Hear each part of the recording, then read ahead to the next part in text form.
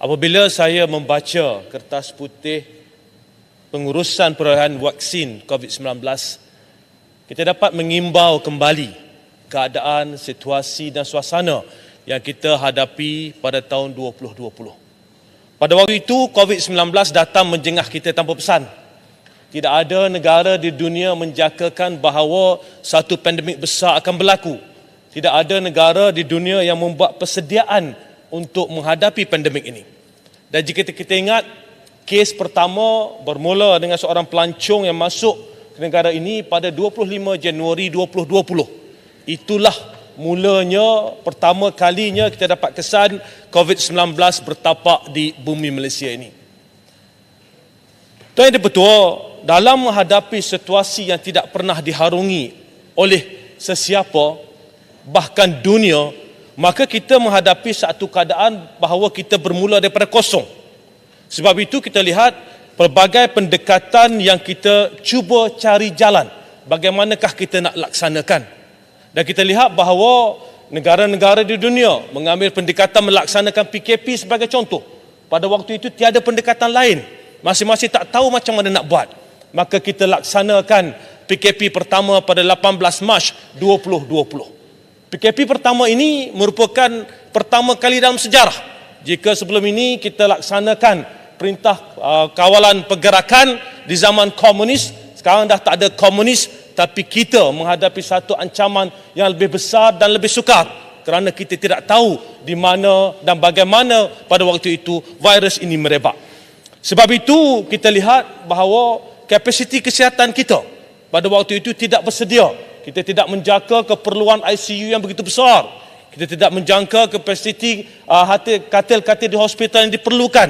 Maka pada waktu itu, pelbagai pendekatan disusun dan dibuat untuk memastikan kita dapat memastikan kesejahteraan dan keselamatan rakyat Malaysia.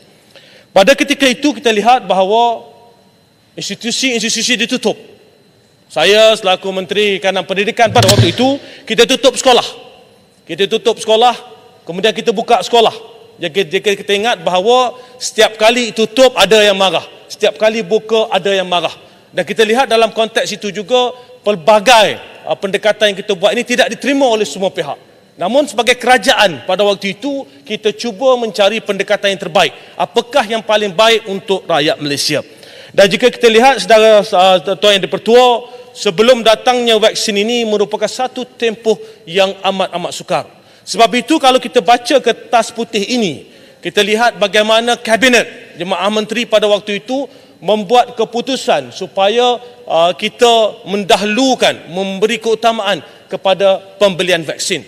Cabaran yang kita hadapi pada waktu itu ialah kita tahu bahawa vaksin ini dah siap pun tak siap lagi dalam proses nak buat. Tapi kalau dah ada pun vaksin, sama ada boleh digunakan ataupun tidak, kita tak tahu. Saya masih ingat pada waktu itu kita nak buat keputusan untuk masuk dalam COVAX Facility. Seperti mana yang disebut dalam kertas putih itu merupakan satu keputusan yang sukar. Nanti kita dah masuk dalam COVAX Facility, tak siap vaksin, that's it. Tak ada vaksin, that's it. Kita telah membelanjakan sejumlah wang untuk tujuan tersebut. Sebab itu jika kita lihat apa yang dijelaskan dalam kertas putih ini bahawa keadaan pada waktu itu semua orang nak cari vaksin. Seluruh dunia memerlukan vaksin. Dan apa yang paling penting adalah siapa dahulu, siapa cepat dia dapat.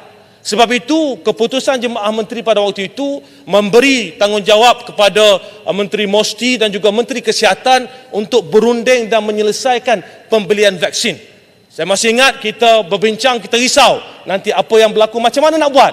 Dan Perdana Menteri Tan Sri Muhyiddin Yassin buat keputusan, ya ada risiko kalau vaksin ini tak jadi, tapi kalau vaksin ini jadi, kita lambat, maka negara kita akan ketinggalan berbanding dengan negara-negara lain. Sebab itu keputusan dibuat untuk kita membeli vaksin. Dan kita lihat bahawa ini merupakan satu keputusan yang tepat. Saya secara peribadi melihat bagaimana ijtihad seorang pemimpin telah membolehkan kita membawa keluar Malaysia daripada pandemik COVID-19.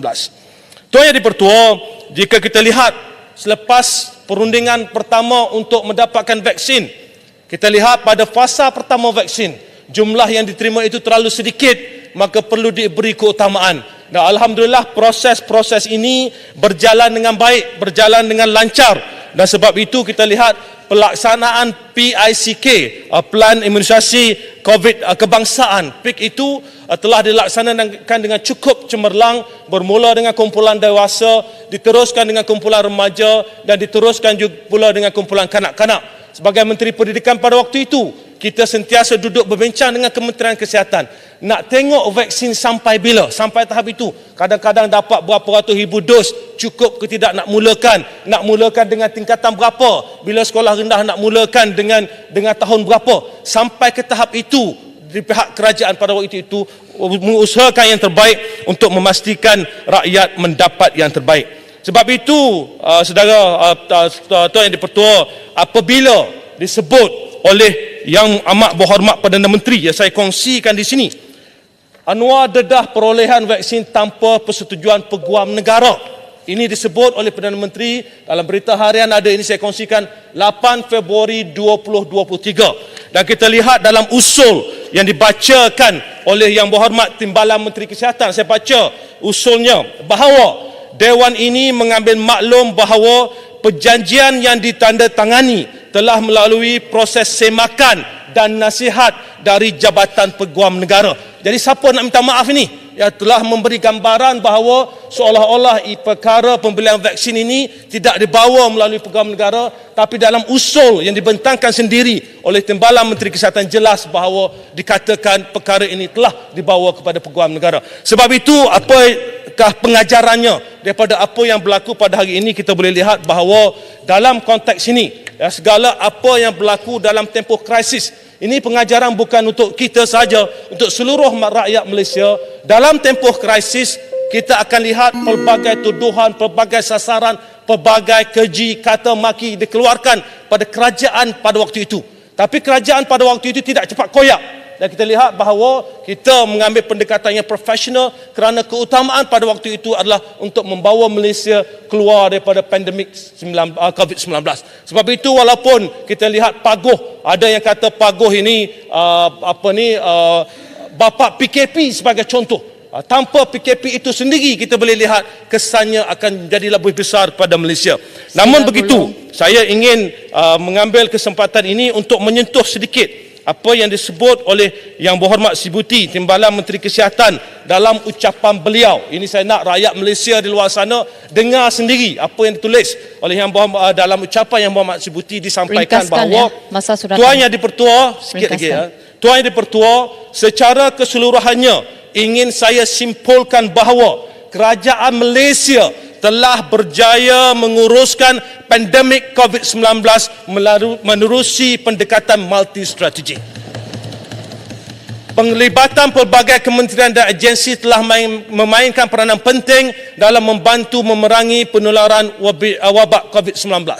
Salah satu faktor penting kejayaan ini adalah proses pengurusan perolehan vaksin COVID-19 yang memberikan keutamaan kepada akses vaksin bagi memastikan bekalan vaksin dapat diperoleh dengan kadar segera demi menyelamatkan nyawa rakyat. Saya ingin contoh, ada yang berkata ada vaksin yang tak diguna pakai, tak boleh pakai. Pada waktu itu saya masih ingat perbincangannya apa yang akan berlaku sekiranya COVID-19 ini berterusan. Sebab itu kita beli, pada waktu itu masih ingat, kita beli jumlah vaksin yang mencukupi bagi memastikan kalau perkara ini berterusan, vaksin itu ada tersedia. Namun begitu, apabila ekonomi telah dibuka, apabila rakyat telah boleh bergerak tanpa memerlukan vaksin kad, maka permintaan untuk booster dose telah berkurangan. Sebab itu, saudara-saudari, daripada kertas putih ini kita dapat melihat bahawa walaupun negara telah melalui satu tempoh yang amat sukar dalam sejarah negara, pada waktu itu Kerajaan Perikatan Nasional, pimpinan Tan Sri Muda Yassin, pimpinan Paguh telah berjaya membawa Malaysia keluar daripada pandemik COVID-19. Dan apa yang paling penting adalah untuk saya menasihatkan sedikit, 1 minit saja lagi, menasihatkan kerajaan pada hari ini supaya bertindak sebagai sebuah kerajaan bukan pembangkang. Saya ingin menyampaikan rasa sedih pegawai-pegawai kesihatan sebagai ahli Parlimen Putrajaya berjumpa menceritakan apabila dah selesai pandemik, macam-macam disiasat seolah-olah kami ini membuat salah, perolehan itu tak kena, vaksin tak kena dan sebagainya. Sedangkan bagi mereka, ada yang menangis, pada waktu susah tersebut, waktu mayat bergelimpangan, mereka frontliners inilah yang berada di depan tanpa memikirkan tentang hal lain. Sebab itu saya mohon Yang Amat Berhormat Perdana Menteri dan juga pihak kerajaan lebih berhati-hati, tak perlu membuat pernyataan seperti ini sebelum adanya bukti yang jelas. Sekian, terima kasih Tuan Yang Dipertuan.